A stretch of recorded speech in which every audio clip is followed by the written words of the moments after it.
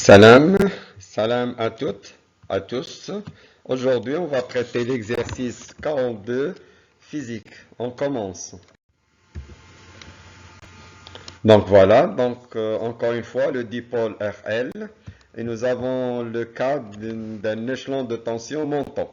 Voilà, on considère le montage électrique ci-contre. Le voilà, vous avez un conducteur ohmique, vous avez une bobine. On a ici les représentations des tensions en convention récepteur. Et vous avez ici un générateur de tension.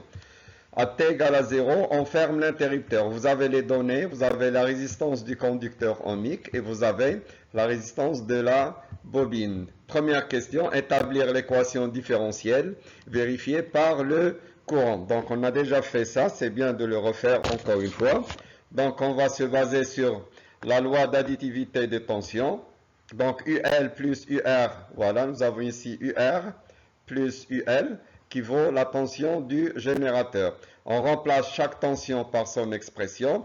Donc la tension UL, c'est égal à RI plus LDI sur DT, à connaître par cœur. Et la tension du conducteur ohmique, ça fait RI. Le tout égal à E. Alors, on factorise par le courant, en facteur commun. Donc on aura R plus R fois I, le tout fois I. Et on aura ici LDI sur DT. Et on divise le tout par la résistance totale. Ce qui va nous donner finalement l'expression finale de l'équation différentielle. L sur la résistance totale fois la dérivée du courant plus le courant égale à E sur la résistance totale. Voilà notre expression demandée. Deuxième question. Déduire l'expression de IP, l'intensité du courant en régime permanent, en fonction de E, R et petit r. Ça veut dire quoi? Donc ici, si on revient à la courbe, donc nous avons une courbe qui représente l'évolution du courant. Donc la première étape, c'est ce qu'on appelle le régime transitoire. Et à partir de la valeur constante, c'est ce qu'on appelle le régime permanent, c'est-à-dire la valeur constante du courant. Donc c'est ça, la valeur 6, ça représente le courant en régime permanent. Mais ici, on vous demande juste l'expression. Alors, c'est-à-dire, qu'est-ce que vous remarquez? Lorsqu'on atteint le régime permanent, le courant il devient constant. Et si le courant devient constant, ça veut dire que la dérivée est égale à 0. Ben, c'est ça l'idée. En régime permanent, nous avons I, il sera représenté par IP, et les constants, c'est une intensité constante. Donc, ce qui va vous donner que l'intensité est constante, donc la dérivée, c'est égal à 0. Et vous remplacez la dérivée dans l'équation différentielle. L sur R total fois 0, tout ça, ça fait 0. Donc, et on aura I égale à E sur R plus R. Voilà l'expression finale. On aura IP égale à la force électromotrice sur la résistance totale du circuit. Donc voilà l'idée. En régime permanent, le courant est constant. Donc la dérivée d'une constante égale à 0. Tout ça, il vaut 0. Et vous allez avoir I égale à E sur R plus R. Dans l'exercice précédent, on peut avoir aussi l'expression de IP à partir de la solution. Mais ici, vous n'avez pas la solution et vous n'avez pas le droit d'écrire la solution. Ça ne sert à rien d'apprendre par cœur la solution de l'équation différentielle. Vous n'allez jamais avoir l'occasion de l'utiliser directement. Alors, question 3. Calculez la valeur de la force électromotrice du générateur. Alors, vous avez ici E. Pour calculer E, vous avez besoin de R et R. Vous avez ici les données de la résistance et la petite résistance.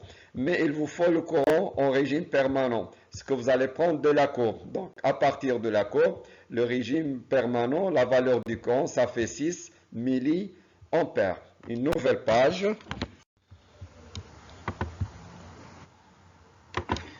Voilà, donc nous avons l'expression IP égale à E sur R plus R. On va tirer l'expression de E, ce qui va nous donner que E égale à IP fois la résistance totale. Donc, il nous faut IP de la courbe, on a dit ça fait 6 milliampères. Et on passe à l'application numérique. 6 milliampères, on multiplie par 10 moins 3. Je remplace les résistances, donc le résultat, ça fait 6 volts. Donc, la force électromotrice du générateur, il vaut 6 volts. Question numéro 4. On vous demande de déterminer par deux méthodes la valeur de la constante de taux du dipôle RL. Pourquoi cette question? C'est juste pour vous rappeler qu'on va utiliser les mêmes démarches que nous avons utilisées dans le dipôle RC. puisque nous avons le même formalisme mathématique, c'est-à-dire les mêmes équations mathématiques pour gérer le dipôle RC, comme pour gérer le dipôle, ou bien pour étudier les dipoles RL. Donc on va utiliser ces méthodes.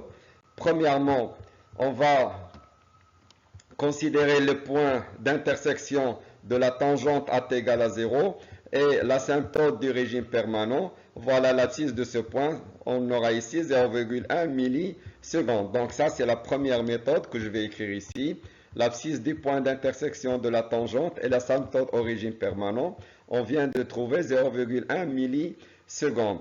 Deuxième méthode, c'est on va utiliser le pourcentage. On sait d'après le cours que T égale à taux quand I égale à 63% de sa valeur maximale, c'est-à-dire 0,63 du courant en régime permanent. Ça fait 0,63 fois 6.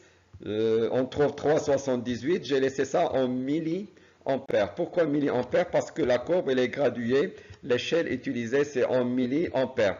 3,78 c'est à peu près 3,8. Ça fait 1, 2, 3. Et ici presque 3,8.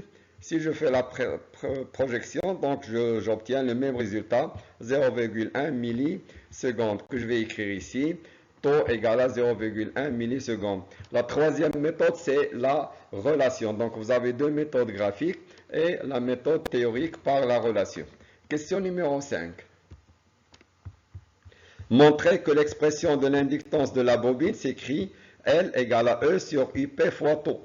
Donc on peut montrer ça par plusieurs façons, plusieurs démarches. On va utiliser la plus simple. Donc premièrement, on a l'expression du courant en régime permanent égale à E sur R plus R. Et je vais tirer la résistance totale. R plus R égale à E sur UP. Pourquoi j'ai fait sortir R plus R? Parce que je vais l'utiliser dans la relation suivante. On sait, on doit connaître ça par cœur. Taux c'est égal à L sur R plus R. Et je vais tirer l'expression de L, ce qui va me donner que L égale à R plus R fois taux. Et je remplace R plus R par E sur IP. Et on trouve le résultat final. L égale à E sur UP fois taux. On peut utiliser une autre méthode en utilisant le coefficient de la tangente AT égale à 0 et le relier avec l'inductance de la bobine. Voilà, donc ça c'est beaucoup plus simple que d'utiliser le coefficient de la tangente. Alors, question 6. Déduire la valeur de L. C'est ça l'objectif de l'exercice. On cherche l'inductance de la bobine. D'ailleurs, ici, on a deux relations. Nous avons L, je peux utiliser cette relation, comme je peux utiliser cette relation. Donc, en général, on utilise taux. Nous, je vais utiliser, pour nous, on va utiliser les deux, comme ça, pour vérifier. Donc, nous avons L égale à R plus R fois taux, ou bien la deuxième relation, L égale à E sur UP fois taux. Je fais l'application pour la première. Voilà, on trouve, voilà, R ça fait 990, petit r ça fait 10, taux ça fait 0,1 millisecondes, on trouve 0,1 Henri. Alors si vous remplacez ici, on trouve le même résultat, E ça fait 6 volts, IP ça fait 6 milliampères, 10 moins 3, taux ça fait 0,1 millisecondes, vous simplifiez et vous trouverez comme ça le résultat L égale à 0,1 Henri. Voilà, j'espère que c'est clair. Au prochain exercice, merci.